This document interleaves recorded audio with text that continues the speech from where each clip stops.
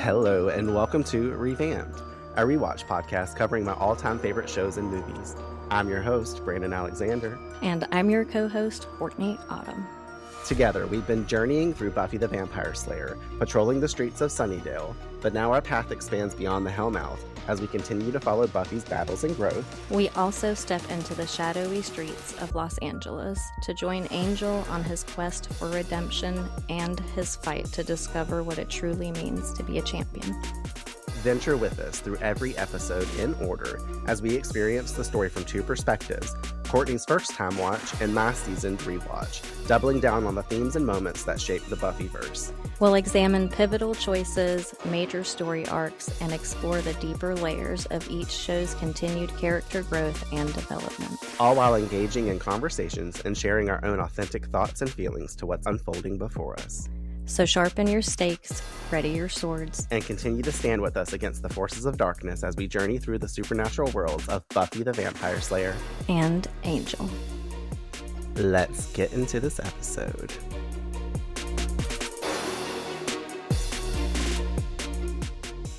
I believe you this time. No, I believe you're going to be done in 22 minutes. In addition to the hour that we already recorded, yes. Hey everybody, welcome back to another episode of Revamped. Today we are here to cover Angel Season 1, Episode 7. The Bachelor Party. I'm just going to assume for now on, all of the episodes of Angel, you will be saying the title, or whenever I shut up after that, you'll be just saying them and you'll know. Like you did this time. I'll know.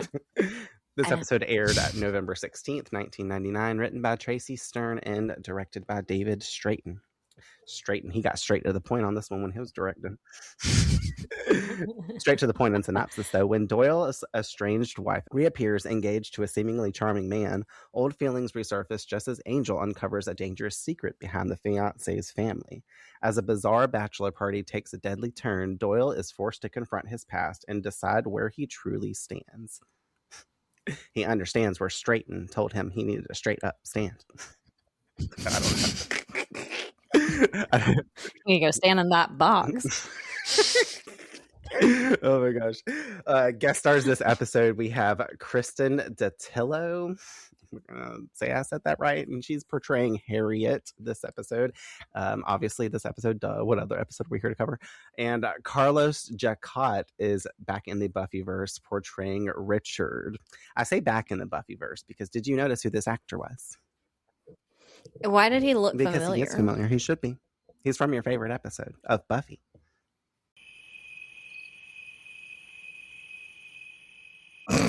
Crickets. Insert yes, crickets exactly. Here. Well, he was in the episode Anne.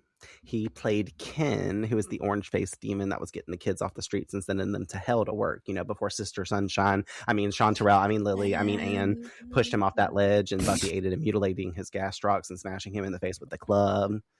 Hey, Ken. Want to see my impression of Gandhi? It was all like a hot ass minute ago, but I'm sure you remember now. Yes, I remember now. It's cool that they brought him back on the show now to play another demon, though. That was something I noticed about the actor himself, seeing him a second time around, because we get to see him, obviously in demon and human form in this, as we did over on Buffy, which is interesting. He kind of plays like this hybrid kind of vibe or whatever, or somebody that has like a human face and a demon face versus just coming in hot like a demon. But I was like, this dude's presence is like comforting yet worrisome as an actor. Like the way he portrays his stuff. Obviously this episode he's a lot different than he was over on Buffy because he was like a full-on antagonist. Like he was a villain, obviously having a cover on that, but this one he's still a pretty nice demon. Like he's not what I would call a villain for the episode. Like he's still our antagonist and a threat to one of the characters, but he's not like, I don't know, it's like a silly sort of way that he is, because he's like, I just want to get married and have this like awesome life, and he's got this humbled family that he's a part of. He just wants to, fuck up Doyle and shit. Yeah, it's conflicting because he's so nice and like generous seemingly, but at the same time I feel like, and I felt that way completely because I was so conflicted until the very end, but then it's so clear because he withholds the information of what his actual plans are for that evening from his future wife, who you should be being honest with about everything, especially at this moment when you're venturing into marriage together. But that's besides the point.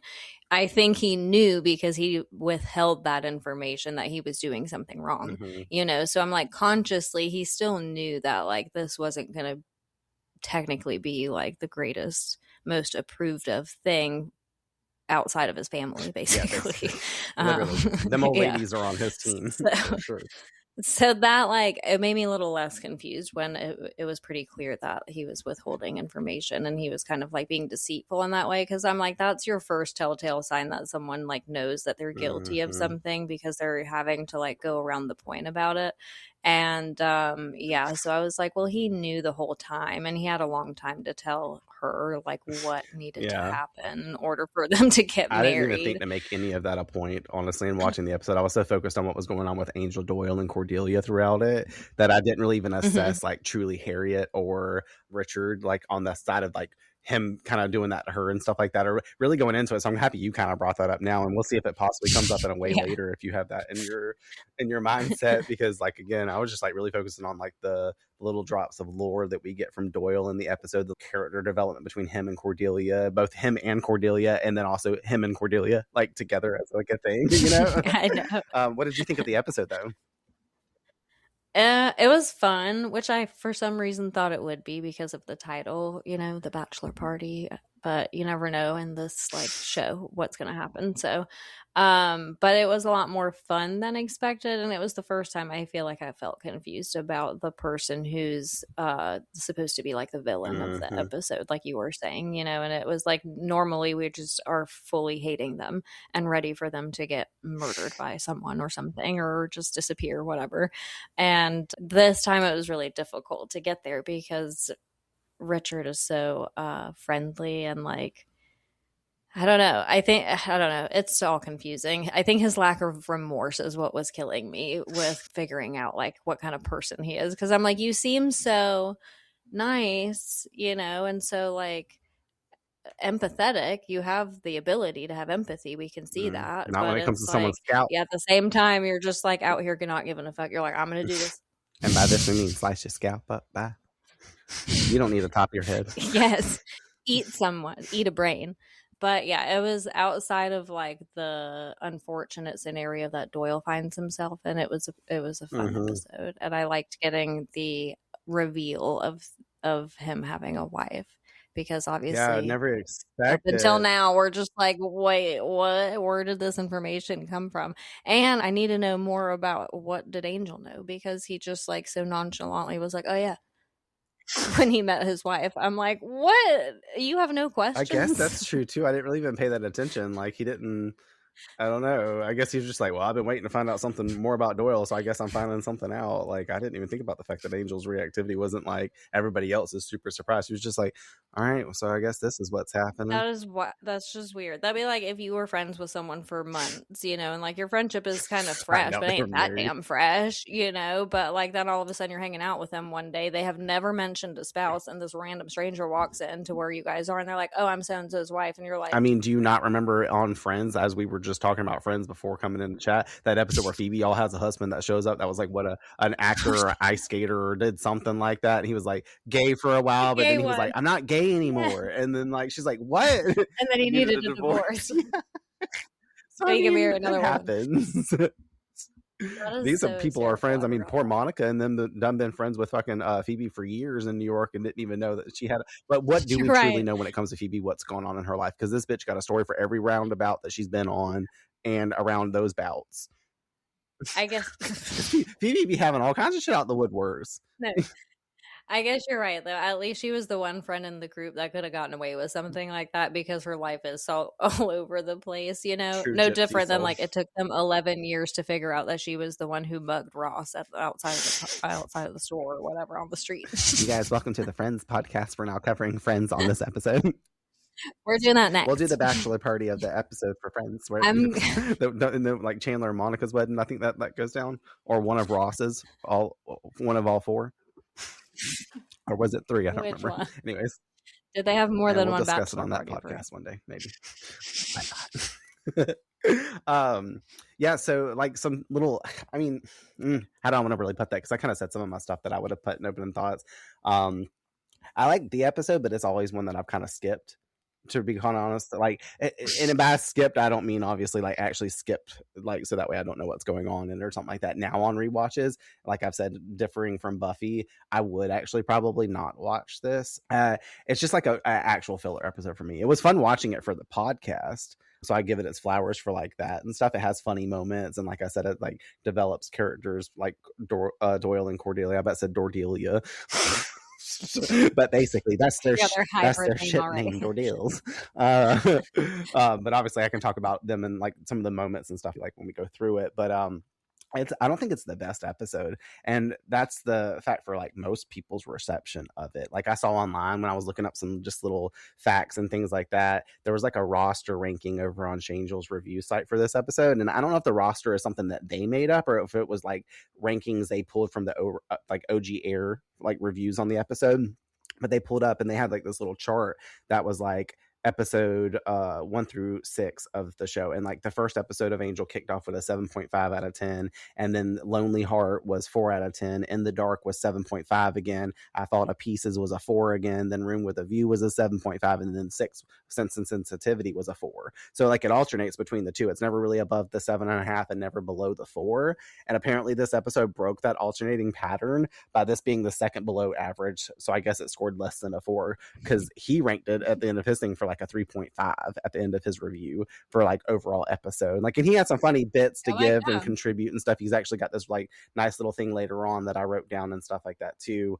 But I thought that was interesting to see, and I was like, well, that tracks, because that's kind of how I felt about like Lonely Heart and I Thought of Pieces. Once we're done with the season, I'm sure those would rank lower in our back half. We would never choose those for a top 10. You know what I mean? Like you might, but you've only ever seen them the one time, so. Like I was saying, that was pretty fair. But also the next 3 episodes of Angel, specifically the next one, is like what I would call one of the strongest episodes, I guess, in Angel the series. Like one that they ever produced. That's like one of the best. Like most people, if you ask them one of their favorite, you know, if they had a top 10 throughout the series, this is going to be within that top 10. The next episode that we get to of Angel. So yeah, but like overall, knowing with like what the future brings, I will say this episode and like Doyle's backstory, it gives it to us for a little bit of reason. I'm glad we have it for the ability to be able to revisit in the future for the episode, but like not like me and you, like so as a we, like we as a collective having the option. Because like I said, I'm not coming back to this. I'm like, I won't be viewing it again for a while. You're like, I'll continue to skip except for right now, obviously, like, but afterwards I'm done with it. So which I guess is a kind of good segue just to go ahead and start the episode. So let's do that. Let's do it. Yeah. All right, we open at Angel Investigations AI, that I never write in my notes that I said I was going to. With Angel sitting in his office reading while Doyle paces around restless and bored out of his mind. Doyle tries convincing Angel to go out and actually do something fun for once, bringing up sports bar trivia games online and clearly needing some kind of stimulation outside of demon hunting. Angel, however, is perfectly content sitting here with, you know, a book, as he usually would. Like, this has been a theme we've seen since the beginning of the season, or through Angel in general, because remember when he was over on Buffy, he was always sitting by the fireside reading a book or doing some shit like that, because he ain't got nothing else to do except fight demons with Buffy or make out with her or let her steak him with some bread. Who knows? I do. We do. But he says he gets enough excitement already, which, as I just described, we understand. Before Doyle can continue complaining, Cordelia enters dressed for her date, looking absolutely stunning, I will say, in this black dress. And we catch on that Doyle clearly hates is that, you know, the whole situation of her going on a fucking date, because duh, he likes Cordelia. And Cordelia starts bragging about Pierce's money, his house, and what is it, Montecito, I think she said. I was like, where the fuck is that? Mexico? Is that where Montecito is? It sounds Spanish, right? I don't know. I don't know my geography like that. People was like, is that in California? Probably in California. Montecito might be like a little outskirt town like Calabasas or some shit. I'm like, is that in Mexico? Well, you think it might, well, like San Jose, California, like places like that. So Montecito is probably one of those places that are around there, honestly. You should Google that for us real quick while I'm reading the rest. It's in California. Is it really close to Mexico since they connect? Is it southern? It is on the border. Okay, see, it makes sense. But Montecito, like I said. But hold on, let me check what border. You guys really need to know this information. Okay. It's not close to me. Okay, cool. Anyways, Cordelia is going on about his Mercedes, his lap pool, reducing this man down to pure assets and luxury. When she named out the car, I instantly thought back to the Zeppo with Xander whenever that chick was really into cars. And I was like, you know, Cordelia's on the outskirts watching that whole conversation unfold, but like, she's like, is this like a such and such, you know, whatever fucking car she names out. 57 Chevy Bel Air, 283 CID, solid lifter, fuel injected V8. Xander's like, Very possibly. whenever she said all that stuff, I was like, well, I mean, it's a Mercedes is a lot easier than all the extra stuff. But I was like, I don't know. For some reason, I thought about it just because we haven't heard car drop in a while. But I also thought it was interesting coming off a Room with a View that this frames Cordelia as like getting her life back together. Because now that she seems to have that nicer apartment, we can tell that she's feeling better about herself. Or that's continued because we knew that by the end of that episode. But now she's kind of going on dates, and she's also actively pursuing, you know, someone that might be more financially savvy, has their finances in check. Pierce represents, obviously, to Cordelia her chance to regain her privileged lifestyle again. You know, now that she's, like I said, got her she's come up a little bit since she was with roaches on her floor and shit like that. She's like, when people actually come over to her house now, the apartment, they don't have to worry about the ghost. They just walk in and they'd be like, you know, the little meme or whatever that we scroll around on TikTok and Instagram, whatever one, they'd be like, Ooh, this is nice. Girl, this all that is you right here? Okay. It don't smell like roaches in here or nothing. This like, now they can actually say that. Hopefully she's also stopped keeping dirty dishes on her floor and all over because I'm sure that is a contributor. Well, she probably still does that too. But now, honestly, if she leaves dirty dishes, Dennis is probably floating them to the kitchen and shit like that for her while trying to actively steal her soda and cut on the TV while she's on the telephone. She's like, if you're going to stay here, you need to do the dishes. This poor ghost. He just became a slave. He's already left. Slave to Cordelia. I'll say it that way because slave just sounds awful. I can't believe that even really came out of my mouth that way. But Pierce arrives moments later, and Angel immediately starts quietly interrogating him. And by quietly, I mean extra loudly, because he's like, y'all ain't leaving, get back here. Who the fuck are you? He's like, where do you work? What are y'all doing for dinner? Where are y'all going? He's like, I might want to eat there, even though I only drink blood. Pierce, though, reveals that he works in futures and options trading, whatever the fuck that means. And they're headed to Le Petit and the Renard. I'm probably saying that completely wrong because, you know, I can't even say La Devozione or whatever the fuck that is from us. Courtney's always corrected me about that restaurant that we went to in La Devozione, my least favorite place in the world. But he's like, comment on that and stuff like that. That's where they're going to eat. I'm like, that sounds fancy. Maybe Cordelia will have a fun time there. She won't. Doyle casually yet pointedly remarks that the duck there is dry, while Cordelia practically rushes Pierce out the door before the guys can embarrass her any further, under the guise of "don't wait up." So I guess Cordelia feels like she's so secure with this guy that she's like gonna be entertaining with the late night vibe, you know, if you catch my drift. Wink, wink. David. She's like, I'll see you tomorrow. Maybe. She'll wind up dead in 2 seconds after dinner. She's like, maybe I won't see. She's like, I'll see Doyle out front when I get dropped off. She came back too, though. I mean, clearly the date was boring as fuck, which we're going to talk about in some way, shape, or form, probably right now instead of in a moment. But I guess before I say all that, like Doyle and Angel going back and forth in the scene, I didn't expect Doyle to chime in. I figured he was going to kind of stay on the back lines of that because he didn't want to like get, or I don't know, reveal that he's like upset with this, but obviously he usually makes pointed comments. But Angel stepped forward first to be like, who are you? Like, obviously both guys are coming from like a protective angle over I about said protective angel. Protective angle. Angel is actually what I'm gonna say. I don't know. I'm all over the place. But they're both coming from protecting Cordelia in their stance, but like Angel's is more literal in protection, whereas Doyle's is like protecting his feelings over her because he's not into the guy and like not into her going out with someone else because he cares about her. He's got a crush on her. I mean, I think it's both, but I think he's also trying to protect his ego a little bit. All the things, honestly.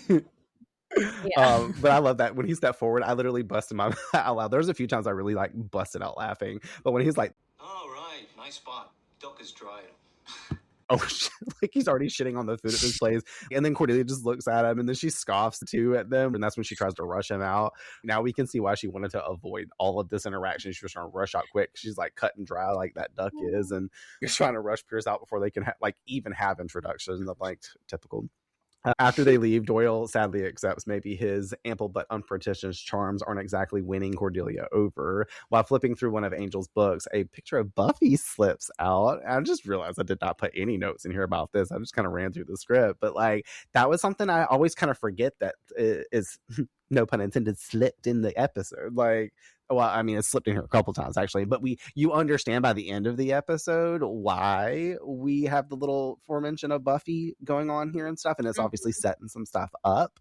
But look at little Buffy Summers. This like picture is like a still from the season 3 like photo shoots they did and stuff like that. I'm like, it ain't no casual random real picture of Buffy. I'm surprised it wasn't that picture of Buffy, Willow, and Xander, you know, that we always see over on the show of the 3 of them sitting outside in the grass. Like when we saw like whatever. But I thought it was cute because I'm like, how often do you think, well, I don't know. Also, I don't know. I'm kind of having this whole moment right now with this. Was this the book that Angel was sitting here reading or like saying that he would have a good book? Because that's the book that Doyle picks up like off of his desk. That's kind of right there. Was Angel staring at this picture of Buffy like 10 minutes ago before they started talking and stuff? Or is this a book that he always keeps on his desk so we can just open that up page up to that and be like, he'd just be using her picture as a bookmark. Or to jack off. Just kidding. That might count as pure happiness, just seeing her and nutting over her photo.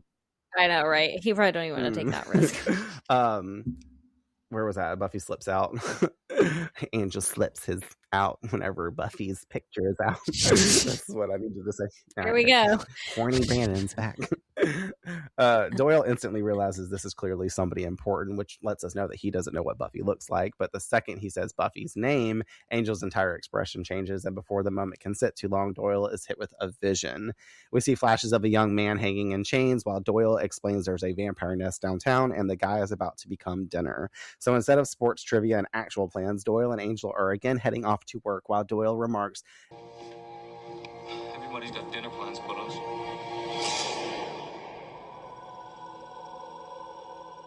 Fade to black and cue the Angel theme. Done. Hold on, what is it?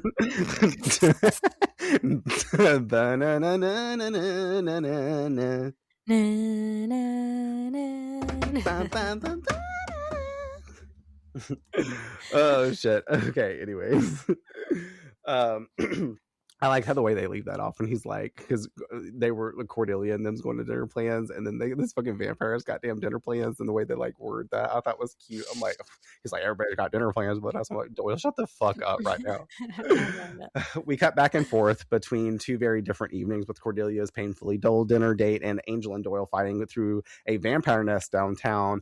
Pierce over at dinner is going on and on about bean markets and stock trading, while Cordelia sits there very, very visually checked out because her eyes are glazing over. I don't even know. And this is nice because normally like the Cordelia we used to see, she'd be like, oh yeah, yeah, like, okay, cool, seemingly interested. Like, think of this Cordelia. When a man is speaking, you make serious eye contact and you really, really listen. And you laugh at everything he says. She would be faking it till you make it, right? And this is where we see this change, because now, like, through this episode with Cordelia specifically, I'm thinking back to those episodes like Reptile Boy, her trying to entertain these guys in certain ways and just show up for them and basically be fake. But I feel like that's just not Cordelia anymore, because she's realizing at dinner she just can't be doing that. She's just going to sit there and be like, whatever, which kind of is what makes me think that after dinner, instead of her being like, I'll be out late, or I'll call, or like, you won't see me again. Like, I'm going to stay at his house for a week. We're going to Montecito, which is located somewhere in California. Anyways, I like how he's talking about this boring shit, and we get the cutscene transition magic worth of energy. Or not, I wrote this out. I didn't write it that way. Cutscene transition magic. Shut up. Cutscene transition magic after he's. Oh, I noticed I was supposed to say that sentence all the way out. I just didn't. I'm trying not to have to edit too much. I'm trying to get out of here in an hour and 15 minutes. Okay. It's okay, really not that funny. we get some cutscene transition magic after he says, "Can you imagine anything more exciting to that?" And we flash immediately over to Doyle and Angel, and this is where I was saying it was cool fighting with the vampires. Like, it's a gas up scene because this is obviously more exciting than what Cordelia is doing, and it's also probably what's playing in her head. Like, this is what probably the guys are doing, or what I could be doing, fighting evil and things like that, versus sitting here on this boring ass date with you, which is probably making Doyle seem a lot more interesting. Plus, what's about to come. But I thought the sequence was really fucking cool. I was like, obviously, I love a good vampire showdown, but it's classic. During the fight, Doyle briefly slips into his demon face after getting thrown against a wall, but quickly forces himself back human. Doyle clearly doesn't like fighting in demon form, even though it makes him stronger, and Angel comments on that and saves him from the vamp looming over him with a stake from behind, giving us our 2K per slay. That's the sound effect. Except it does not sound like that. It sounds way cooler. Angel questions him about him not fighting in demon form afterward while they help the rescued victim out of the building. But Doyle brushes it off, saying it just isn't his style as they leave, and we see one of the vamps creeping behind them. They got this motherfucker chained the fuck up in this house to eat him. I'm like, y'all just strap him to a chair or something. Like, they dramatic. Like, what is all this? Like, that boy looked poor. They had a whole setup, like a butcher. Hanging there, shit like that. I mean, he looks like the most like innocent little blue-eyed, blonde-haired boy that I've ever seen in my life. He does. I'm like, where'd y'all get him? Slap him and knock him out. Like, I mean, Harmony and them got that motherfucker chained up in the basement thing of their little thing or whatever in episode 3 of Buffy and shit like that. I'm like, that makes sense because they're underground somewhere, but they just chilling in a house. Like, lock him in a room somewhere. He ain't gonna get out. Eat him now. Y'all preserving him? Is this their refrigerating system to keep him alive until they're ready to eat him? I don't know. Outside Angel investigations later that night, Cordelia returns from her disappointing date while Pierce walks her to the door. He already left her in my eyes. He was walking to the door by himself. The surviving vampire from the nest has followed Doyle home, however, and suddenly attacks Cordelia outside the office. I say Cordelia because he really doesn't attack fucking poor Pierce. But Pierce immediately panics and speeds off in his car, leaving Cordelia behind completely. Like, this motherfucker straight up left Cordelia and was giving like every man for himself. So wrong. I was like, oh my God. So... as if she didn't have enough reasons to not be with fucking Pierce. Like, I wrote in my notes, I was like, guess she won't be marrying into money anytime soon.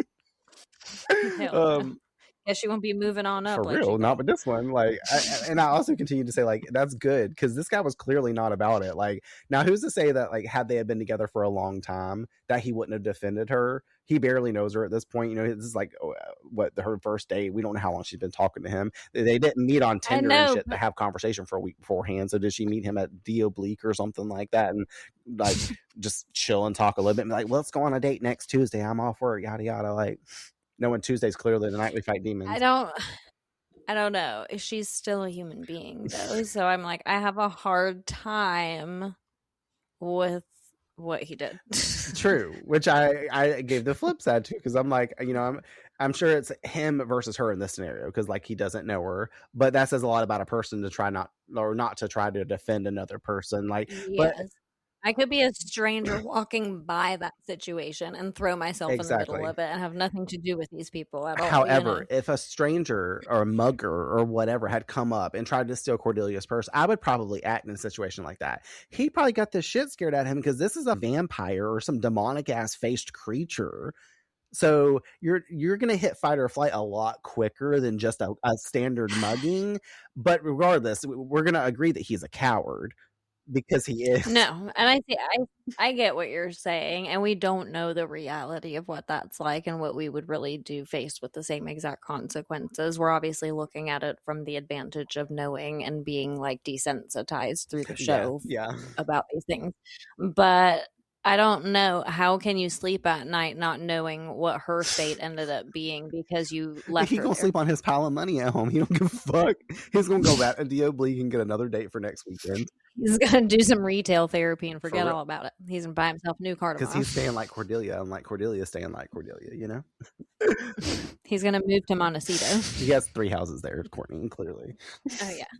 Well, he's gonna stay there full time now. We need to use that money to send us a map so we can see where Montecito is, so we can go visit him. Except not. So we can go pay him a visit and kick his ass for what he just did. If we ever do a Patreon, that's the first thing somebody's going to send us is a damn map of California, and they're going to highlight Montecito, put it in like a big ass circle, and be like, "Here it is." Someone should do that and tag us in it anyways. maybe the day of this airs, I'll put us on the story just the map with no explanation on it, just the picture of Montecito, like on like a little star pinpoint on it. Let's see if Montecito, the city, has an Instagram. We should actually just take a trip there soon, and we can be like, look where we are. We're in Montecito. This is our vacation spot.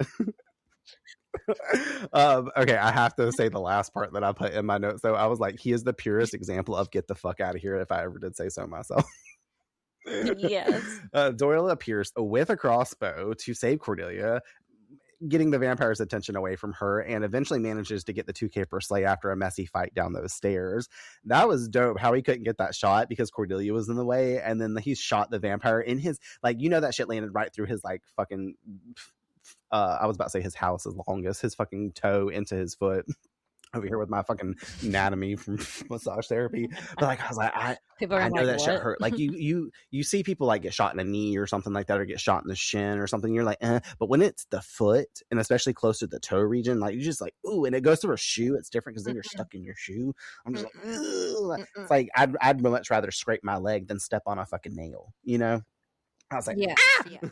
But congrats to Doyle for having this heroic moment. Cordelia is genuinely surprised by what she just saw from Doyle as well. Not only because he saved her life, but because she suddenly sees him differently now, expressing to him being grateful. And that's so sincere the way it comes off too from her. Like normally Cordelia would be like, oh, yeah, thanks, whatever, let's get inside, whatever. She like sat there with that for a moment, which was nice. The next day, Cordelia vents to Angel about her disastrous realization that rich and handsome suddenly isn't enough for her anymore. Pierce bored her to death and then abandoned her the second danger appeared, while Doyle actually protected her and checked if she was okay afterward. Angel suggests maybe she's changing, and Cordelia acts horrified by the idea, but nonetheless speaks to Doyle actually having substance, depths that she didn't see before. Frustrated, she appears to be going back on what she vowed would never happen again, you know. So I've got to kill myself. I swore when I went down this road with Xander Harris, I'd rather be dead than date a fixer-upper again. Such a funny, she brought up damn Xander Harris and like dating a fixer-upper, and I'd have forgotten that was even a thing, but I was like, not Xander getting dropped in the fucking episode. She could have said, she could have just kept it super vague and be like, I'm not dating fixer-uppers again, or I'm not dating losers, and we would have known who she's talking about. Yes, but the fact she straight up said Xander's name, and Angel probably eye rolled, like he was already grinning and smiling at her anyways, but I just know he eye rolled when he heard Xander's name. She eventually decides that Doyle deserves a thank you along with a mocha latte with extra froth and heads off to talk to him for a little lunch break, and Angel can stay behind and man the office. She's like, you stay behind, you stay here, we're gonna leave. She said, we're taking an impromptu lunch break, and he's like, this is your second one of the day, what the fuck is I do have to comment though on Angel's little smile when Cordelia starts talking like about substance and Doyle and stuff. It's like Angel came alive because he's witnessing this like profound growth within Cordelia right before his eyes, because he's literally sitting there with his little hands pressed on his cheek. It's like, I know, he looks so cute, but like, and it wasn't just how she was like talking about, I mean, he probably loves it also because he knows that Doyle likes Cordelia and Cordelia is starting to like see it in a different light, but he also knows this so superficial, vapid version of Cordelia, and he, since his show started, he's watching this like leveling up from her. I'll just put it that way. I thought it was nice. But like I said, that fucking joke about Xander, jokes aside about him being warranted, like she is changing, like Angel suggested. He's like, perhaps you're changing, and she goes, ugh, that would be disastrous. And then she's like goes on and comments like going from rich and handsome, like being enough, to needing the guy to be brave and interesting, and blaming that on him and Doyle. He's like, it's you guys' fault. Like, she's like, I need substance now. I know I keep saying substance, but it's the substance over here for us, which is so like I said, superficial for her, and 100% any other guy that she's dated before. So this is just a big moment, I feel like, for Cordelia, and I really found myself smiling through the process too, because I forgot that this is place, like this would be the scene that you'd almost not want to miss from this episode, just moving forward, because it's good to see from here, you know, and then maybe getting the lore drop that we get just that one little scene with Angel and Doyle like here in a minute. So then you could skip the rest of the episode. Just move right into episode 8. Like we're gonna move along right now.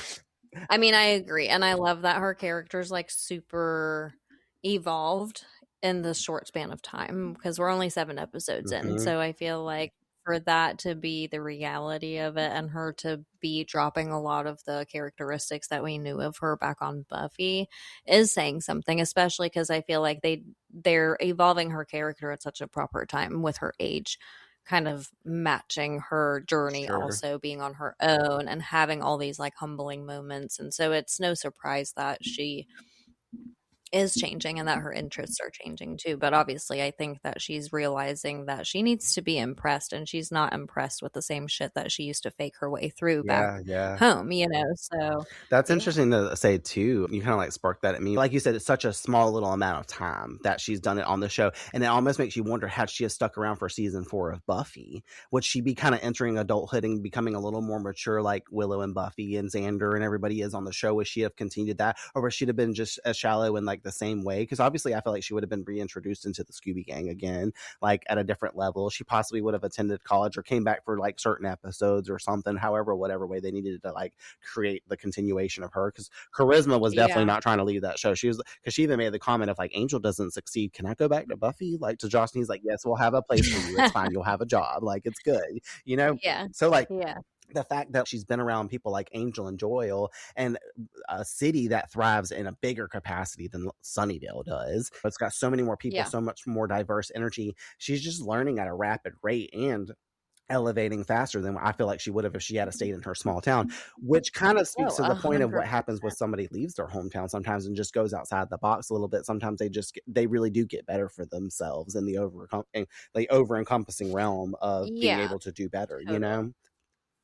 Well, and I think that has a lot to do with her, like you're saying, because back home, you have not just your routine and stuff, whether you're like, you change schools or you have a new job or all these other things can change. But if you're kind of in your same friend group or you have some of the same surroundings, it's tougher, I think, to allow yourself to outgrow the version of you that everyone around you is used to, you know, because you're almost doing it out of obligation. So I think that's why a lot of people talk about like, oh, you're not going to know any of these people anymore when you're out of high school, you know. And it's like, it sounds bad when people are saying that to you like your parents or whoever in real time, but there is a truth to it, and that's almost a good truth, because that means you are able to grow.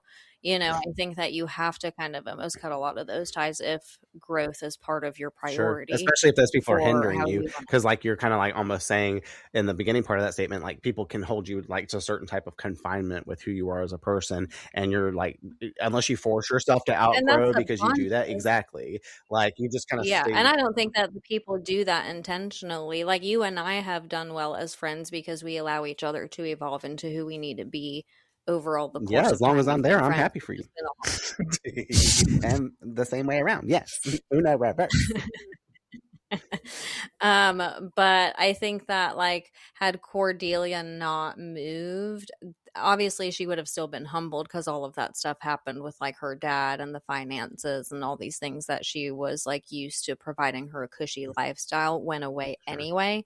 But I think in order to properly reinvent herself and come into the person that she's displaying now, or that she's slowly becoming now, I think is a lot attributed to the fact that she left town, because of the fact that, you know, like we just said, I don't think your friends or whoever your circle is does it intentionally. They just know you as the version of you that makes it really hard to become a different version of yourself, you know? So I think that we would have seen maybe her stick to some superficial tendencies just based on who she might have been around, because everyone's so used to her being Cordelia and having this like approach to life that she's kind of better than everyone. So I feel like, I don't know, she's definitely able to become a better person, in my opinion.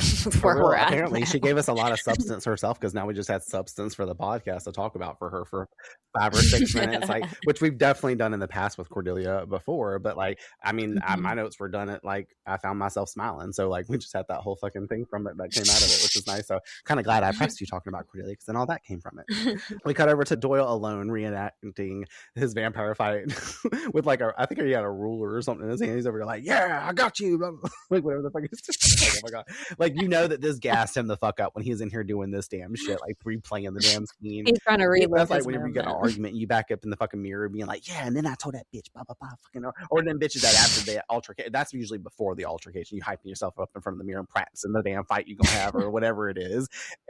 Mine is always after, and I'm always saying the shit that I wish I would have said. I'm like, why didn't I come up with that then? Say my route is usually the after effect of that, of being like, or how people, and like other people, they'd be like running around telling every single person they got to tell the same story the same way, and add another little layer each time they got to slip something in. Like, I used to always laugh listening to my mom retell stories whenever it was drama filled, because something new would always slip itself in. And then sometimes I'd be over there, Like, exactly, I'd be side-eyed over there in my room, be like, now that part wasn't part of the story the last time, and also that did not happen, like, or that same way. I'm just like, you get more extravagant over people's fucking reactions. It's building up your shit now. Like, no, calm down. Also, Doyle, calm down. But it's cute. And then he gets embarrassed when Cordelia walks in on him during that sequence, and Cordelia awkwardly tries admitting maybe she hasn't been entirely fair to him, and Para kisses that he has some potential starting to open up to him, potential interest in him in general. But before she can fully get the words out, this is the part that get me, like, because I was like, she's just about to finally tell Doyle something he's been wanting to hear for fucking 7 episodes now, when this damn blonde lady enters the office and calls Doyle Francis. That I also had forgot that his name wasn't Doyle. He over here pulling an Oz. Talking about Daniel Osborne. Cordelia is confused as Doyle awkwardly admits his full name is Alan Francis Doyle, and the woman as Harriet, aka Harry, because they call her Harry. I'm like, okay, that's the most feminine. She's Harry, not even the most feminine. Just like if my name is Harriet, you better not ever call me. You better call me the Spy before you call me anything else other than Harry. Like, that is the only additional, or Tubman. Like, because she's fucking dope as fuck, clearly. Like, we love a woman that's powerful, clearly, as she was. Like, but no, Harry just does not scream that at all. No. And I like how his name is like feminine, and then Francis, yes, which is interesting too, though. Like, when you think about it in that way, I'm not going to really go into it, but we'll let everybody else surmise all the things. We find out, though, that this is his wife, and Cordelia's entire face drops, except Angel's, because Angel's just like, okay, great. It's like, I already knew. I looked it up online. I already know about Doyle. He's like, I'm just waiting for Doyle to tell me all the things I know. The energy in the room becomes instantly uncomfortable as Harry and Doyle clearly have unresolved history between them. Angel comes in to meet her so easily, which I'm going to point out every time now that we talk about Angel and Harry. And Doyle claims Cordelia and Angel are his workers, and he's a PI now, trying to make himself look better. And that's so nice of Angel to elbow Cordelia to shut her up, because, he's already reading the room, and like, he sees that Doyle kind of needs this moment, whereas Cordelia is the first one to kind of like blurt out what the actualness of everything is, not picking up on cues like that. Or even if she does pick up on the cues, she's like, she was me coming out my room to be in the background of my mom on that phone conversation, be like, now that ain't what happened. Like, there wasn't nobody there to elbow me. I need more people like this in my life. I can't stand when people only act like Cordelia and don't take the hint and like shit in these types of situations, because they ruin it for fucking everybody. I know. I'm like, what's it gonna kill you to pretend a second? But she don't want to pretend some shit like that. She's like, I know I work for Angel, which is kind of saying a lot there. She's like, I work for Doyle. She's like, I might like him and have a crush on him, but I definitely ain't his servant. Like, I ain't working on his ass. She's like, she said my servant's at the house floating around shit. Like, he's doing my laundry right now while we're here. Fucking, I have a ghost, so I don't need this. It ain't Phantom Dennis, it's Phantom Dudis. Because you always saying, hey, do this for me. I'm dead. I hope we remember Phantom Dudis. We got to make that our thing from now on. What do you mean? We're definitely making that 1,000%.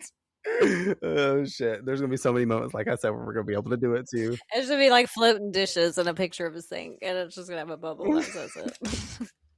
I'm writing it down right now. I'm about to get on Canva Phantom right now. It's not Phantom Dennis. Oh shit. It's be a picture of Cordelia on the couch with 1,000%.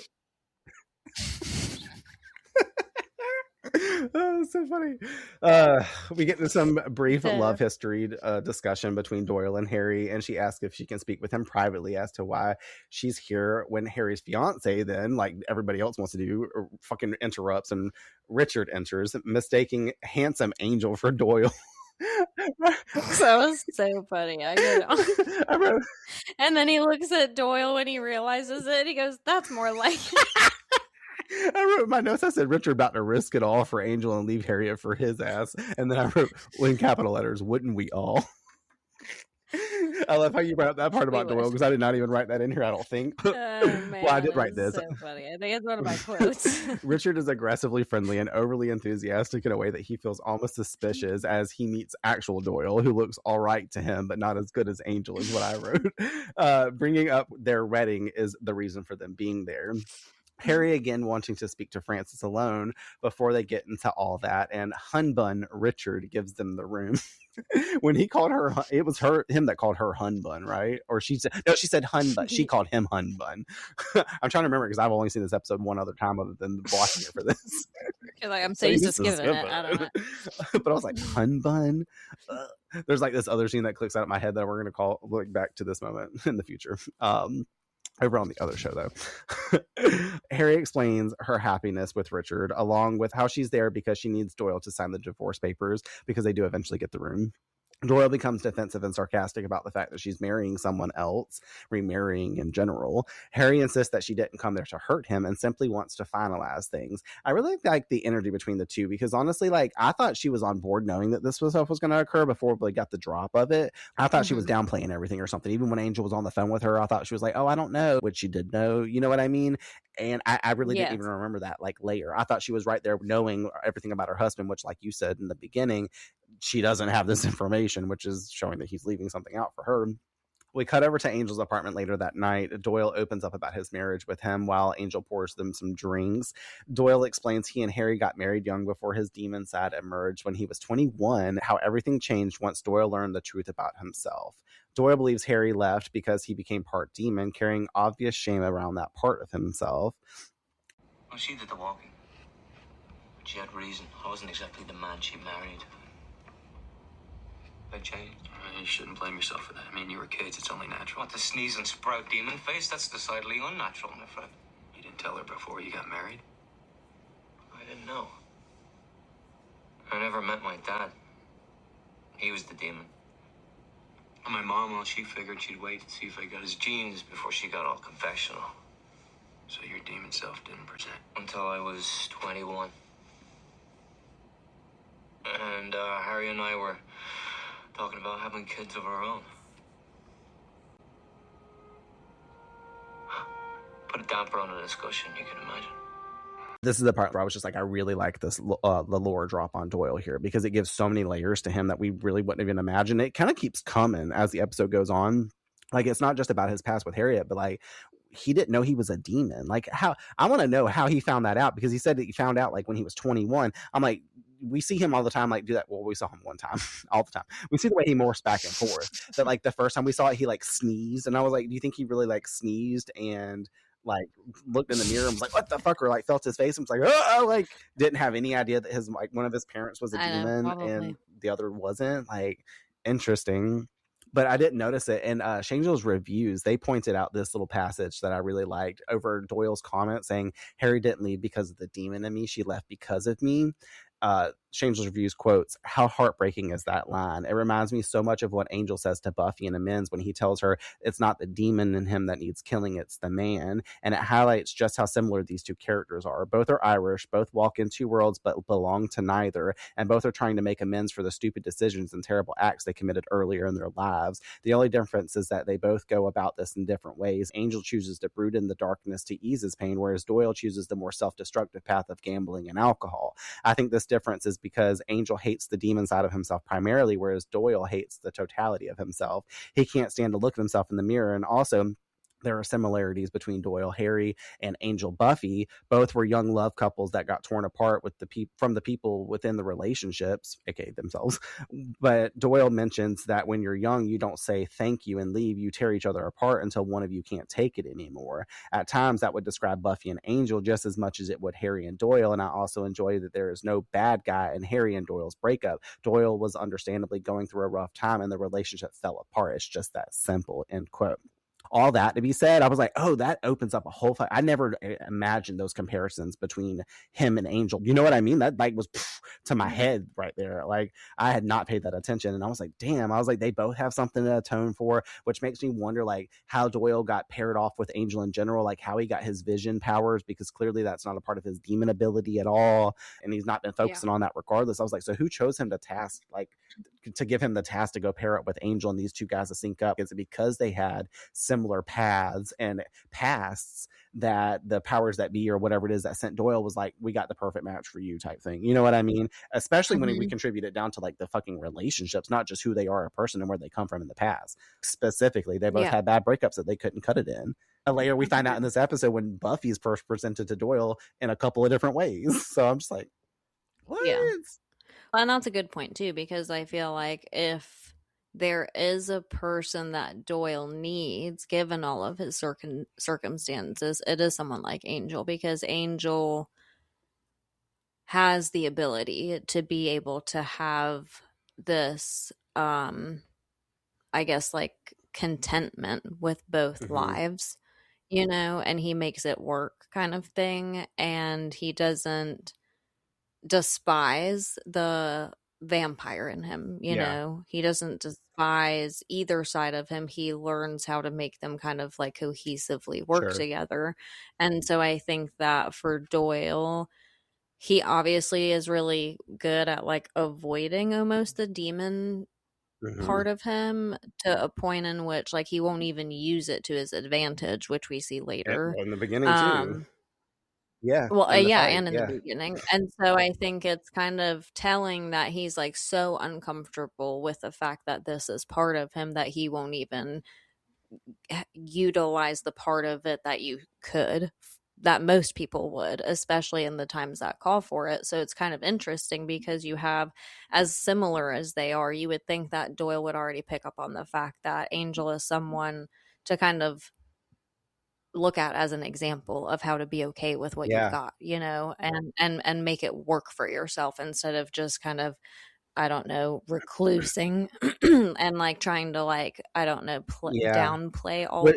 Which I'm realizing this episode kind of does in a good way, because by the end, like he does suit up to fight, like because he knows he's stronger in the battle and stuff. So between everything going on and this, and it kind of happens this way in life when someone like this revisitation energy comes back. Like I bet you during this episode was Mercury retrograde, and she pops back up in his life because that's when that happens, you know, and it just reintroduces this stuff to him. And then he's also got Angel in his ear now this time around to say like, no man, like I'm here to back you up, support you, learn through me, learn through these experiences and things like that. You kind of know my history with Buffy, you just had never seen what she looked like before, but now you do. You know what, he has this spot to fill, so now he can actually look up to Angel in a way, and it speaks for itself, like we were just saying, like that he does kind of by the end of the episode, which then opens up for Doyle to like to change himself, just like Cordelia is changing, you know what I mean? It's a pivotal for the episode in that you would need that information going forward versus watching it. You just need to read about it for 5 seconds and watch those 2 scenes I taught.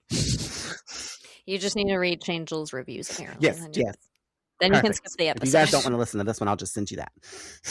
The link will be in the description. Just kidding. Back in the episode, though, Angel sympathizes, but Doyle quickly shifts focus towards suspicion of Richard, convinced that this weirdly friendly man must be secretly dangerous somehow. Angel agrees to quietly look into him so Cordelia won't charge him as well. That was funny. We follow Angel through the city by rooftop like he's Batman again, as he tails Richard, making some kind of suspicious exchange below at a car before returning into his restaurant, 𝐒𝐿ելի Steakhouse. I was like, okay, he got a whole ass restaurant. Like, I want to come to this steakhouse. I love me some steak now. Like, I know he got good mashed potatoes. I don't know. You know it. Some asparagus on the side, melted butter. He probably got the lobster on the menu, even though they all look like lobsters as demons. Which is something I'm gonna pause right now to say, because I'm gonna forget it whenever we get to it and think like I did not expect these demons to look like that, like the whole red skin and stuff. Like this guy has had his way with this damn makeup on this show, getting the stuff up. They did a great job making it all identical for like, his family members and they stuff. They do look like family, yeah. Literally. Richard hides the package he received in the kitchen when he enters, and Harry arrives. It does not say Harry gives. Harry arrives carrying shopping bags from wedding planning. Richard moves to grab a bottle of wine for them, morphs into demon face, holding a knife, and Angel immediately crashes through a window, tackling him before he can get near Harry. Did you think right here at this moment, though, before we actually get the reveal, that like he was about to do something harmful to her or something like that? You're like, oh hell, he's a demon. Like fuck, yes. you know? kind of psyched you out. Well, of course, he's carrying a knife, and the way that he was like, "Coming, honey," or whatever he said when she was like He crawling coming all after right. him, and he's like walking up behind her. I'm like, this doesn't seem good for you. Well, it is good for her because she already knows. She reveals that he's a demon, yes, but not an evil one. Just a little evil, just when it comes to brains. But she doesn't know that because he didn't tell her, as we pointed out. As we know. And no. We know that she doesn't know that they know what we don't He know. knows about and his family knows. Exactly. He explains the knife was for opening boxes, and the suspicious package was simply illegal exotic food products from the restaurant. I'm like, what exactly illegal foods is this? Is it like the fucking, what is it, the fish that you like 1 in every 12 kills you or some shit like that, like blowfish or something? Like, the fuck? You're really risking your life for that. Wait, just serve ribeyes like you normally do. Like, calm down. No. Just give me my mashed potatoes. Yes, and my asparagus, please, and my melted butter, my garlic aioli, all the things. My chutney sauce. They probably make a good chutney.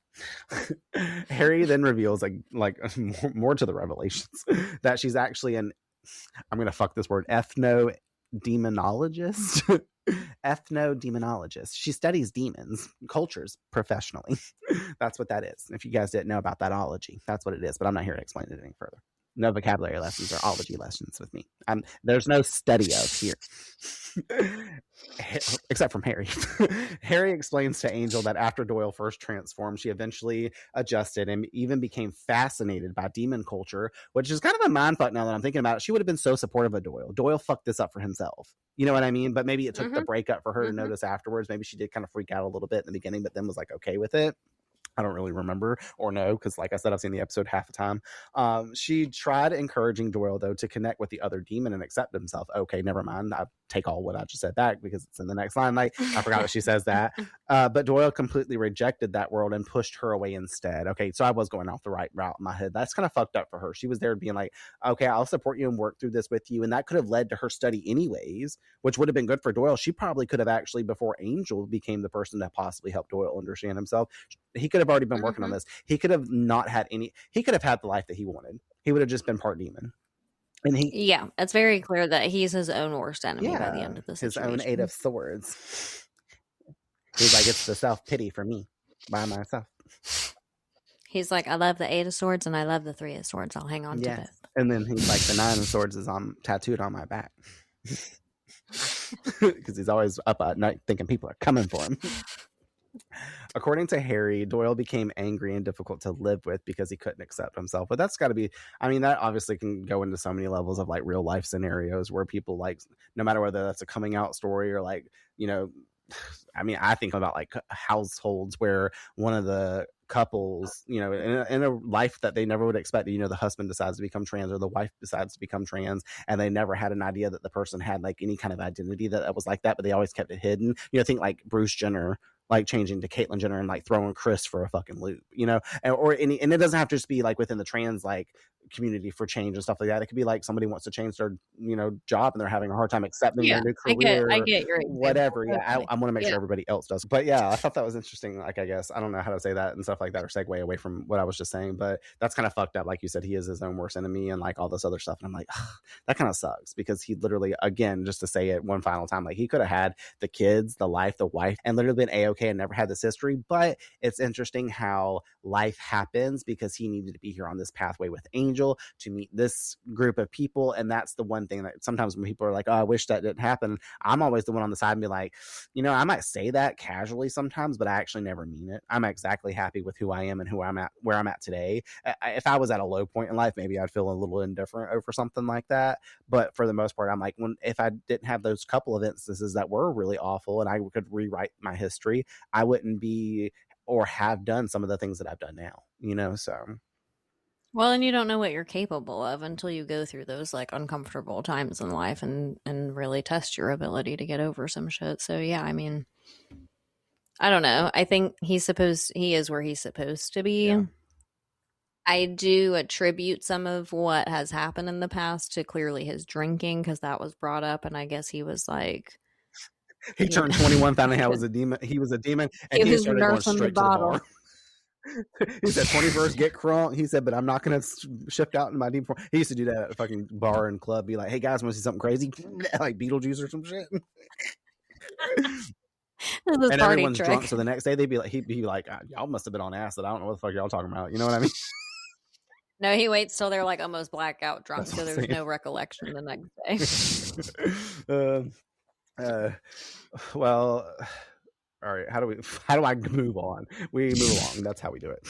Back in Angel's apartment, Doyle realizes Harry didn't leave because he was part demon. It was because of the way he handled it. That realization clearly devastates him, and Doyle signs the divorce papers and later meets with Harry and Richard again at Angel Investigations to hand them over. That transition was really smooth. Him signing the papers and then picking them up, the way the camera it did it in one shot, and it moves us over to him handing those papers from off the table immediately to her. Like, that was, like I said, smooth is the best way. It was super clean. I was like, what? I was like, shit.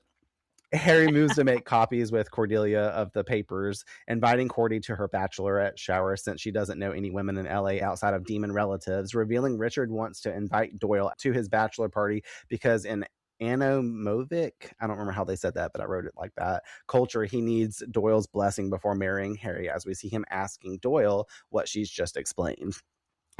We then cut to what I'm going to call KFC dinner with Richard's family, because they got the bucket of like the red and white striped Colonel fucking bucket. They were on the thing. I was like, how 90s? They were over here eating the coleslaw, and they definitely got like, but listen, hold up. Don't he own a steakhouse? Why they got KFC on the table? Richard's a chef. Clearly, if he owned a restaurant or something, like Monica Geller working he needs there. The night like, off. Actually, that tracks, because I have a few friends that are chefs and they eat horribly. Oh, I'm not saying it's not just KFC. I'm not trying to like come for them. I'm just saying, like, you have the option to possibly prepare a meal or bring something home from the restaurant, have your servers and cooks make a meal for you to then cater your house with. It's your food that you paid for anyways. Well, it's just, Brandon, it's just a normal dinner. It's not their But they're not normal people. What are you talking about? What do you want them to do? You want them to do this every night just because they own a restaurant? Hey, PSA, in case you work in the restaurant industry, especially if you own your own restaurant, apparently you got to have your shit catered to the nines every night, even if you're just eating at home. If you no TV Courtney, dinners. If I'm working at Ravishing Pepperoni, you know I'm bringing us home a sub every single night. I may have prepared it myself, but I ain't stopping through KFC or fucking Chipotle or Chick-fil-A. Maybe they were off. They were off work that day. They weren't there. They weren't going to go into work just to make steak. They're tired of steak. They want chicken tonight, fried chicken. Anyways, I'm going to get over that now. Maybe that's how they pregame for the brain. They're like, let's switch it up. Yes, it's part of the ritual. Get it, Richard. I guess their last name is 𝐒𝐿𝐿, because I brought the 𝐒𝐿𝐿s come across like an oddly wholesome suburban family planning a normal bachelor party over the like conversation, because they're talking about like, oh, we'll do the drinks here and we'll have the games here and then we'll have the stripper and the ritual eating of the bride's first husband's brains, and of course charades. It's so comical because the one guy in his family chimes in and he's like, what'd you say? And he's like, what about the brains? He's like, no, like about the stripper or the charades or whatever. He was like completely pulled off. He's like, I don't like, yeah, he's like, charades, nah. You think he's talking about the brains, like this was some new information going to the table, and then they just continue eating their fucking chicken, and they're just like, hee, yes, we love you. This is the best idea. This is ravishing pepperoni. Where I work and bring home us subs. It's ravishing pepperoni for them. They don't even know what that is. There was this place that me and Courtney used to order. No one does. It's not there anymore. Yeah, but for some reason, me and Courtney have always said ravishing all the time. Like it came from a movie somewhere. I can't remember which movie. That's what I was saying. It's not a real place. It's not even it's called Raging Pepperoni. It was a pizza, like Italiano place that had like pizza and subs and stuff, and we used to always get subs from there. They had the best subs. But I think it also, I mean, but I know that we 100% had to have been like, whenever we were ordering it and food and stuff, instead of yum, sometimes we'd switch it up and be like, yes, ravishing. We're having ravishing pepperoni. Like it's going to be ravishing. I don't know. Why did we start saying that? Where did ravishing That's come I think from? it came from a movie. I would assume, just because of the fact that like everything else we get usually comes from some kind of movie. It probably came from like Friends. I wouldn't be surprised. Probably came from Phoebe. Yes, exactly. Anyways, this episode is wild, and thank God, because it's so boring. We're making it fun. We're making it fun for. They're definitely not skipping this. We're entertaining them. I hope. They all stopped listening. Bye, y'all. We're the one that's still here, besides us, Brittany. Elon. Here we go, name dropping people. Chris. All right, anyways. Night falls and Doyle arrives at Richard's bachelor party with Angel accompanying him. Richard warmly welcomes Doyle while some of the male relatives side-eye Angel's presence immediately. I was like, what the hell are y'all looking at him like that for? Like, he's allowed to come. It's like, but also he's like, oh, he brought his friend. Now like someone might protect him. We're gonna have to like get him out of here, which is obviously what they do later because they gang up on his ass, which I was like, what the fuck is happening? But I get why, because they know he might try to save him. Like, they don't know he's like a vampire, like got those strength or gonna be a fight, but they're like, we have to do this under our cover. Like, we didn't expect you to bring a friend. We said you to come, not you bring a friend. It's my bachelor party. I invited you, not for you to invite. And there was no +1 on the invitation. Doyle said, I know, dummy. Because you would think Richard would have want him there as attractive as he thought Angel was. Like, that's the stripper. Angel's the stripper. So, like, we saw him in a talented. He definitely don't want Angel there because that's how he was going to question his whole situation on whether he should get married or not. Because he's like, the more time I spend around Angel, the more I'm questioning things. Maybe we shouldn't eat Doyle's brain. Maybe we should eat Buffy's. Because maybe we should eat Angel's. Because he wants to marry Angel. Angel's ass is what he wants to eat. He said, fuck that chicken. He said, where's that ass? Put that in my face. And instead of he like you just said, you said, he said, it was not, you know? They all came back to start listening again after they heard that. they tuned back in. They said, hold up, we eating ass on this podcast? Let's go. Angel notices strange exchange happening in demon language around the room while Doyle and Richard drink together, toasting to Harry and speaking to how she was in the old days, the ones that he missed that Doyle got. I love how he's like, so what was like with Harry like beforehand and stuff like that, trying to get a little insight. I don't know what he's trying to do here, but he's trying to do something. Angel. Over at the bridal shower, Cordelia learns from Harry how Doyle used to teach 3rd grade and volunteered at food banks before his life changed. Like, the way they paint Doyle to be just this fucking amazing little dude, like, you could totally see it too, and he just got a bad path. But I was like, damn, he was a teacher, and that's even how that's Cordelia's reaction. By the end of the episode, I literally was like, why does Doyle all of a sudden look cuter? For real, to Cordelia and you. I was like, damn, he's kind of hot though. Yeah. He kind of hot. Cordelia can barely process the idea, like us, that Doyle once had his life together in such a wholesome way, and she is definitely not ready for the pornographic Pictionary. Because that old lady, she calls everyone over. Come on, girls, it's pornographic Pictionary time. Their ways are not our ways. You know, she's been thinking about that game since she got there. She hands down was the one who brought the fucking game. You ain't about to find me. What do you mean? She's just tired of playing it by herself. She's excited. That's what I'm saying. I was like, you ain't about to find me doing anything pornographic with grandma over here. Like, what? As soon as they got in the room, she's probably like, so I'm going to set the game out and I'm just going to watch y'all because I know all these. It's all pictures of Angel naked. Richard printed them. Oh shit! This lady was wild because this is the same lady that says that shit later on too. I'm pretty sure. Richard admits to Doyle he feels like he lives in his shadow because Doyle was Harry's first love, asking officially for Doyle's blessing before he's dragged away by his fellas for a lap dance. Don't even get me started on this bitch that comes in this ugly ass blue outfit to fucking get. I was like, y'all need to send her home. What was I don't know. about? I didn't even write notes about it, but I just remembered it and saw it visually in my eyes again. But thank God I don't ever watch this episode, so I'll never have to see it again. Meanwhile, Angel follows a couple of the attendees upstairs, secretly overhearing Richard's father performing some sort of like blood ritual while speaking ancient demon language over a flame. And obviously this is like giving like everything that's wrong with this. Angel's like, okay, I know what's going on here. He quickly phones Cordelia asking to speak with Harry and hopes that she can translate the phrase he overheard because something feels wrong, asking her to look into it for him since she's a demon expert and all, you know.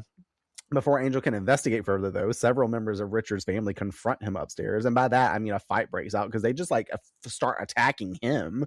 I'm like, I could get Angel half the time throwing punches first. You know, he's already wondering what's happening, but he's also like playing it cool. He decided to, besides jump in, he called Harry first to be like, hey, can you translate this for me so I know what they're talking about? Just in case this is part of their demon stuff that they need to be doing. But he's also, you know, his spider sense is tingling since he's a fucking superhero. So he's definitely got spider senses. Like his vampire senses, whatever. And Angel gets beaten the fuck up and eventually thrown completely off the fucking roof through the window and shit like that. I was like, oh my God. And then he's like unconscious, I guess, in the alley below for a bit. I was like, Angel always crashing through some windows on this damn show. Like either one of them. Buffy, they threw him out like Buffy did in the Angel episode whenever she's like, get the fuck away from my mom. And then her mom's in the hospital. She's like, I fell on a barbecue fork or something, the doctor said. She's like, We don't have a barbecue fork. saying the part about the fork. Back downstairs at the party after his gross-looking lap dance, I continued on about, Richard reminds Doyle he needs his blessing in order to marry Harry. Marry Harry, there's a fun word to say. Harry, marry. Doyle reflects on his regrets about the marriage and ultimately gives Richard his blessing. Despite everything, he genuinely wants Harry to be happy. The second Doyle agrees, though, the room erupts in celebration. Then suddenly everything changes upon his consent. Richard's family surrounds Doyle, forces him into some bizarre red box with only his head sticking out, and reveals the actual marriage ritual to him. In Anamovic culture, the new husband consumes the ex-husband's brains to absorb the love from the previous marriage and bless the new union. Okay, so that makes it sound a little bit better, just because like he's doing this with the best intent. He's like, it's like tradition. It's like rain on a wedding day means it's bad luck or something like that. Yes, Something except for I feel like you should let someone well, know, yes. like the person's Well, brain clearly that you're Richard gonna knows how to eat. leave things out. Because he doesn't say anything to her, because he It's knew his that he knew because specialty. of this that shit would not fly and they would not be getting married. But this is apparently a thing in their culture. Like, these demons got to be the most, other than this actual ritual itself, they got to be the best, most standout people once you actually are married to them. You know what I mean? Like, You just got to get over this one. yeah. And I mean, hump. honestly, like Richard, you can't be looking for people that never been married before, so you don't have to do the whole fucking family tradition thing.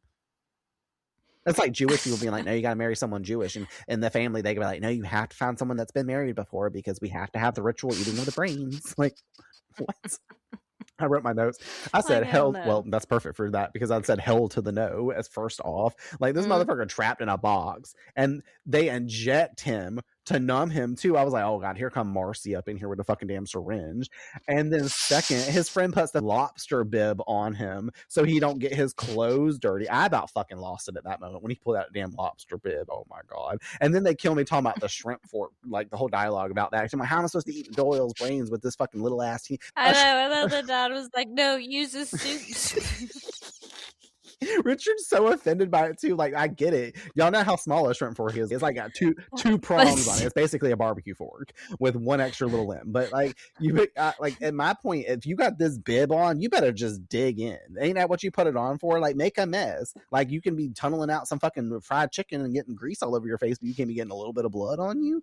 Like, I can't get over the mixture of like of Richard's care for or empathy to an extent for Doyle, but meanwhile they're just discussing what utensils they might use to eat his brains. I'm just like, oh my God, this is diabolical. Like, this is the parts that kind of make it funny. This livened it up a little bit in this boring ass episode. The last thing I wrote my notes, I said, you better grab that side of lemon and melted butter. So they talking about shrimp and he got on the damn lobster bib and shit like that. I'm like, where the Cheddar Bay rolls at? You always got to go for the full meal. No one can say anything. No, don't mention an ingredient. Brandon's gonna come at you. They got a salad first for starters. I need an appetizer. Would they have fingers for mozzarella sticks? Like, I guess.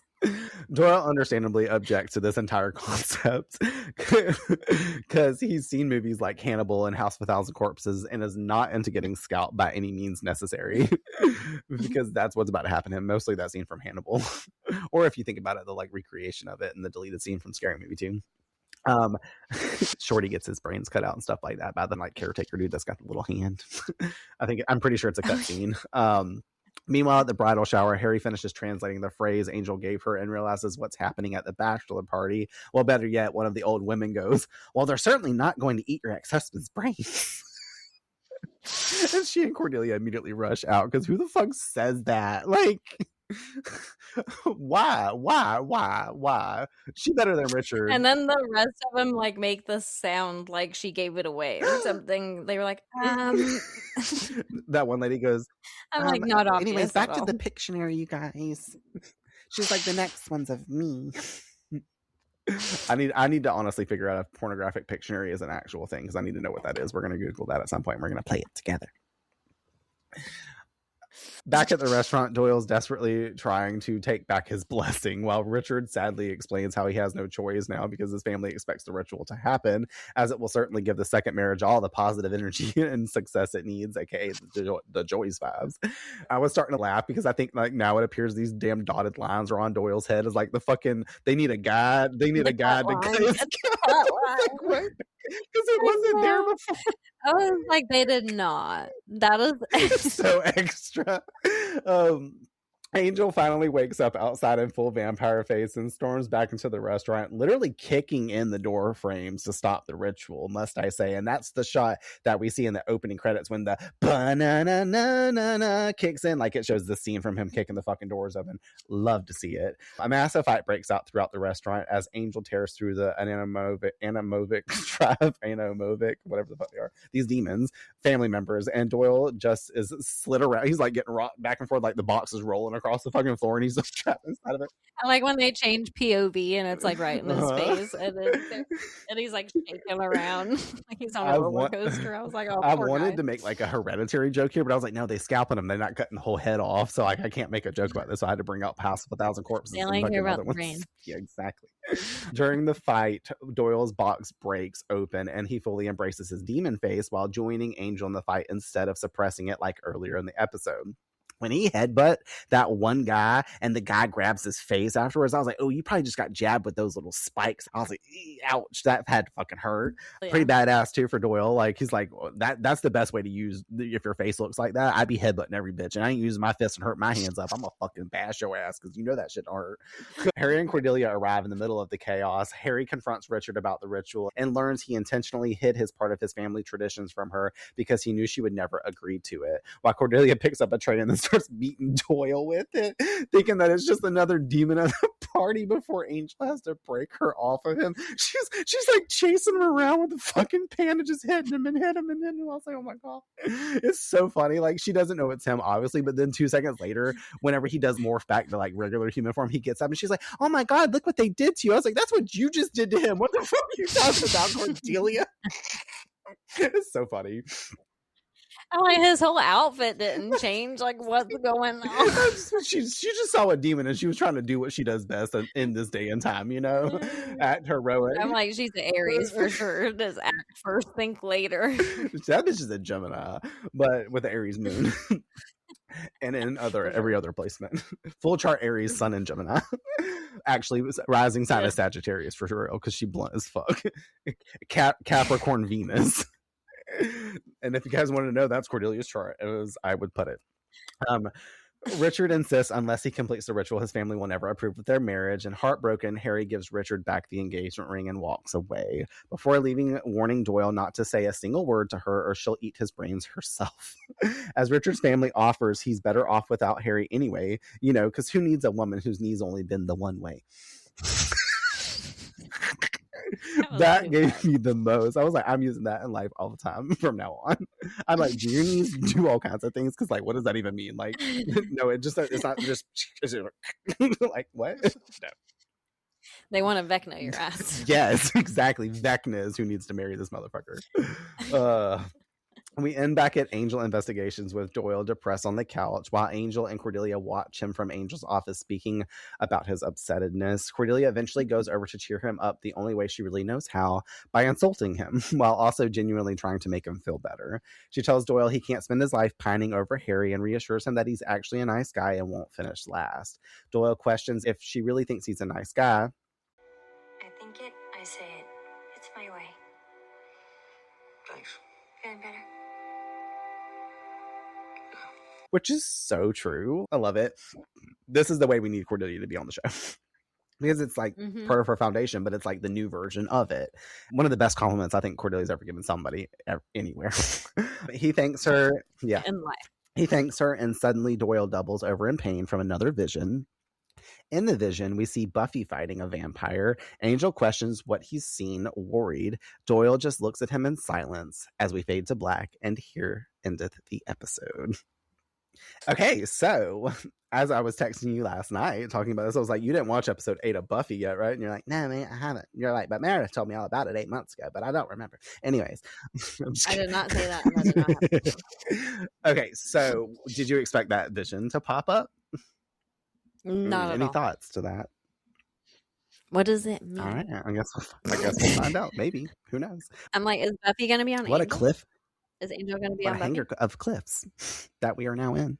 But I don't want to hang off this cliff. I well, want to know. the only thing I can tell you right now is themes and metaphor for this episode. So we'll get there. The bachelor party clearly is about identity and self-acceptance, which love the themes for this one, especially when it comes to the parts of ourselves that we'd rather avoid. Like that motorcycle. Doyle has always struggled with his demon side, not because it makes him evil, but because it makes him feel different and ashamed. Instead of integrating that part of himself, he spent most of his life distancing himself from it. Harry and Richard act as a contrast to that. Harry was actually willing to accept Doyle fully, but Doyle couldn't accept himself, and that's what ultimately ended their marriage. Meanwhile, Richard represents the opposite extreme. He embraces his demon identity, but blindly follows harmful traditions without questioning them. So the episode sets up this middle ground. Doyle's problem isn't that he's part demon, it's that he's been running from it. And Richard's problem isn't that he's demon, it's that he doesn't think critically about what that identity means. The ritual itself becomes the metaphor. Consuming the past is taken literally through the idea of eating Doyle's brains, but emotionally it represents being stuck in old patterns, old identities, and old expectations. Doyle is forced to confront his past head on, but his failed marriage and the parts of himself he's tried to ignore. By the end, Doyle finally leans into who he is, literally transforming to save himself while also letting Harry go. It's a quiet turning point for him. He no longer defined by shame or by the past, but by a growing acceptance of who he actually is. But yeah, that's our fun facts. Or no, that's not our fun facts. That's our themes and metaphors for this episode. Angel fun facts is what I'm staring at it on the screen. So we'll get into those. Cordelia's attempt to break free of the stalker vamp by biting his arm is reminiscent. I had forgotten, obviously, to put that in the dialogue, but it's reminiscent of Prophecy Girl when Cordelia is trying to barricade the library door and she bites the vampire's arm. And she's like, see how you like it. I thought that was an interesting little thing. Cordelia's statement, I think it, I say it, was illustrated when Buffy overheard her thoughts in earshot as well, because, you know, everything that Buffy could hear, like Cordelia's thinking it and then just saying it out loud, so we know how her fucking mind works. This episode reveals Doyle's full name to be Alan Francis Doyle, as we've already talked about, but this episode aired just after the initiative, which also revealed the main character's full name of Daniel Oz Osborne. So I thought that was interesting how they mirrored each other for some episode 7s. Doyle fulfills the first half of the promise he made in Room with a View, telling Angel the story of his life by talking about his failed relationship with Harriet. So like he said, I want to know more about you. And in this episode, we get to know more about him. So it only took one episode. We had to worry about Kate last episode and her daddy issues. Which is crazy to think about, like, that we just did that episode. Now we're doing it, alternating this show. I'd be like thinking to myself, now we're only on episode 7 of Angel, we're only on episode 7 of Buffy, but as of right now, we just completed our 14th episode of the season. Like, that's crazy. You know what I mean? Like, that's crazy. Time is crazy. Yeah. Time is flying by. Like, where the fuck is everything going? It's gone. Like, we're gonna be here in a second when we get the fuck out of here after we get to our final slays. Final slays. Eat your brain, grab your shrimp fork and the bed. Or your soup spoon. Yes, or that. I'll let you go for quotes first, so I don't take any. I have a little bit this time. I didn't go crazy. I kind of do too. Let me see. I'm not gonna say all of them. No, say all of them. I love that you wrote down 10. Go ahead. It's like the whole. It's like the whole episode. Okay. The first one is Cordelia when she's leaving for her date with the idiot that left her for dead. And she said, if I'm not here in the morning, you can just clear out my desk. I'll be moving on up. Oh, shit. I didn't even pay attention to that comment that she made. I was so worried about everything else. Doyle when he's talking about family money, and he said, the only money in my family is underneath the couch cushions. I didn't hear that one either. What was I doing? I wrote down the one that we already talked about earlier when Doyle said everybody's got dinner plans but us. Cordelia when we already kind of talked about this, but when she was like, so I've got to kill myself. I swore when I went down this road with Sandra Harris, I'd rather be dead than date a fixer-upper again. I just like that she started it so dramatically, and she was like, so I've got to kill myself. So I was about to continue that and like jump in the middle of yours, because I have that one, because at the beginning of that where Angel's like, saying there's more to Doyle that meets like, and he's talking about his demon half, but he's also talking about like what she's saying, and then she obviously goes right into so I've got to kill myself, and then she says the comment about Xander Harris and rather be dead the day to fix her up again. That was one of mine too. I just love it. I love that she's so dramatic about it. Doyle's wife, aka ex-wife now, when she's talking to Cordelia, and she said, "You're the first girl I met in town under 370 years old." Damn. Besides herself. And then my last one is when Cordelia and her are talking, and she finds out that Doyle was a third grade teacher, and she was like, "Are you sure he wasn't just held back and used it as a cover story?" Yeah, I did hear that one. That one was funny. The ones that call it out for me, which you had none of them except that one with Xander, which obviously we had to both choose that one. Doyle in the beginning, after getting the vision, the cold open, obviously talking about everyone's got the dinner plans except for us. I thought was funny initially. And then the only other one that I had was Doyle when Angel came back and tells him about Richard being a demon, and Doyle is upset going, "Tell me again how ugly he is." And then he had to like deter away from the conversation. He's just like, all right, moving on. I thought those were funny. Of course, obviously Doyle had a lot of great lines this episode, and obviously Cordelia still got her little snide comments here and there, apparently. The ones that I like completely missed. That's actually crazy, talking about under the couch for his family's money or whatever. Who did you award champion to this episode? Angel. The clear only way to say that. I chose Harry for dumping Richard for what he was going to do to Doyle, instead of like being like, oh, like whatever, because obviously they weren't going to marry regardless on either side of it. But that was good. Yeah, I think I gave it to Angel for a few reasons. The most obvious being that he like busted into the busted back into the bachelor party, I should say, at the right time, but also for stuff you pointed out earlier when he was just like being a good wingman to Doyle and like, you know, nudging Cordelia and just trying to like make a really uncomfortable situation as comfortable as it can be while like stroking his ego a little bit. So he was just being a good friend, and of course he saved everybody's ass as usual. So yes. Shit. Weekly Wiggins. What's waking you out this episode? Well, my first one went to the guy who just left Cordelia. That the situation was just like, peace out. My life is way more precious not than Slade yours. moment. Yes, exactly. The opposite. And then my last one goes to, I guess it was Richard's dad that was like casually just slicing his hand open. With the flame and shit like that, yeah. This ritual. Yeah. But he just like, it wasn't even just like a little knife, you know, that like you would see normal people. But you normally see in situations like this. He has like a big ass fucking like machete. He's like, let me just slice my hand open. So that was mine was easy. Mine was just the pornographic Pictionary. With the old women, like I was just like, no, this is the furthest thing from something that I will ever be doing. And you were sitting there talking about that, and I was like, why didn't we ever put like in our rollout for these final slays? Why wasn't like the opposite day version of something like I don't know what phrase to call it, but like what was opposite day for you? But like this, every episode of this of either show is always what's opposite starting day. Next season. But how would we do that? Write it down.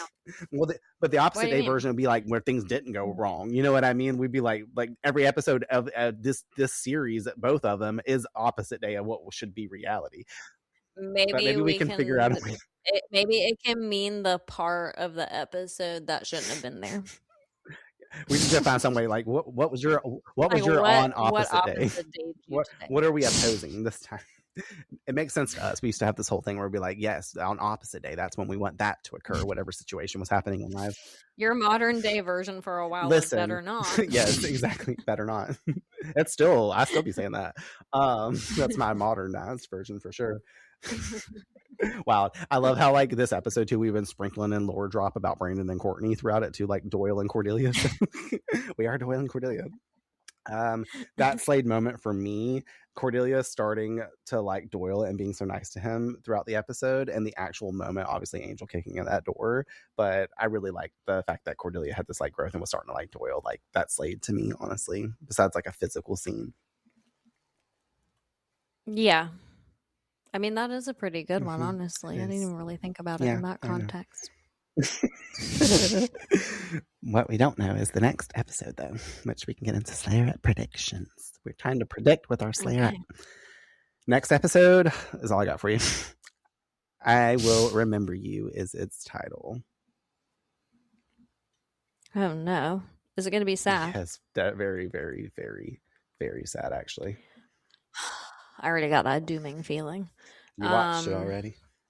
You're in season 3 of Angel. Is it this is Buffy centered, I assume, based on like seeing the picture, or no? Is that for later? Think about the fact that the next episode we get into is directly Buffy related. It's not Buffy related. It is a Buffy episode. So Angel's getting this vision before we roll into like next week's Buffy episode, to say it that way. I don't know how to say without any kind of spoilers how that possibly leads into this episode, but think of like Angel going over possibly onto Buffy, which I'm spoiling in a way, getting another little crossover, and then think about the aftermath of that and stuff like that coming back. I Will Remember You type thing. I don't know. Okay, yeah. So sadness is in order. I feel that. I don't know. Is it in typical like Buffy and Angel fashion where we're just like, here we go again?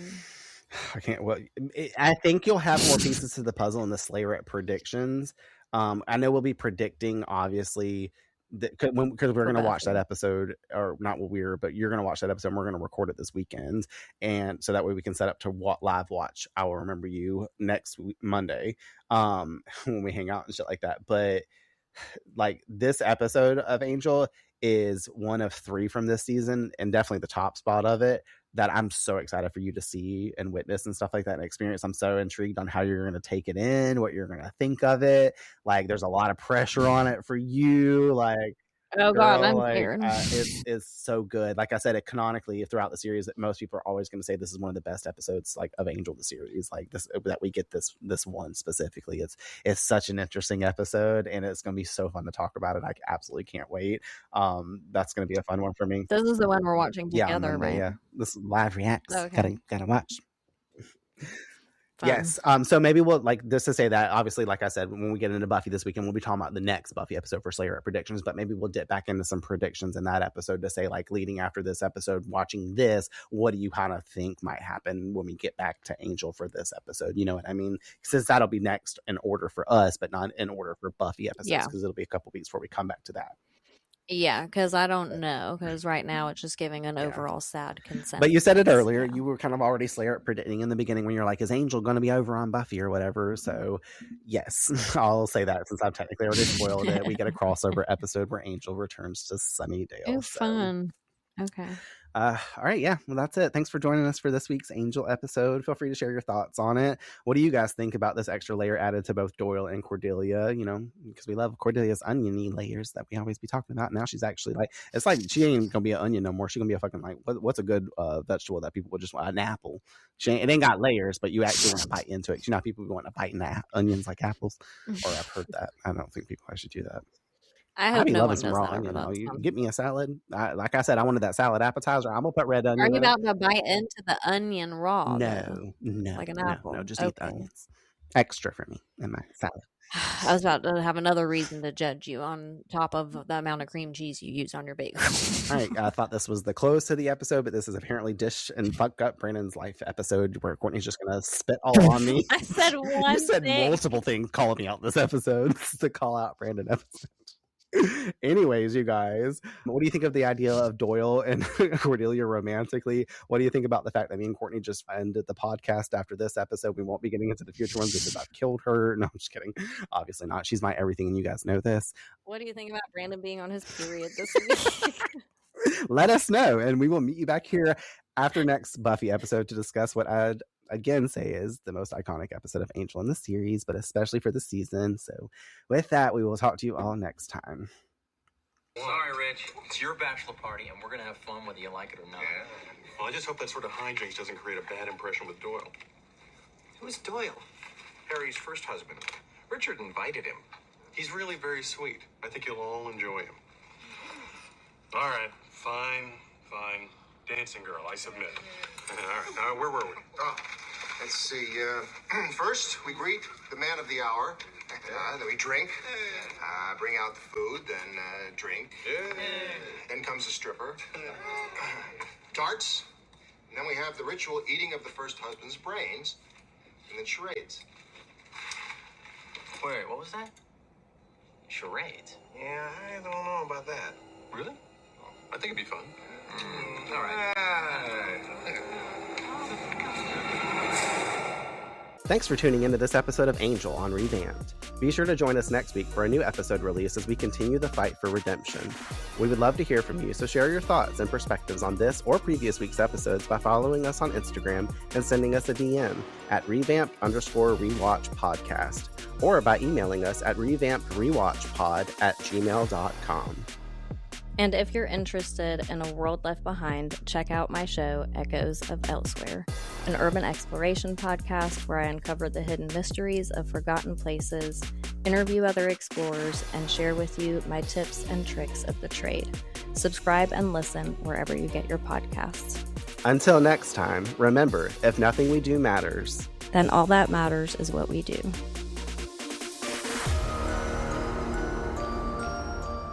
This podcast is dedicated to the Buffyverse, to its fans, and my sister, Tiffany Dawn Pearson.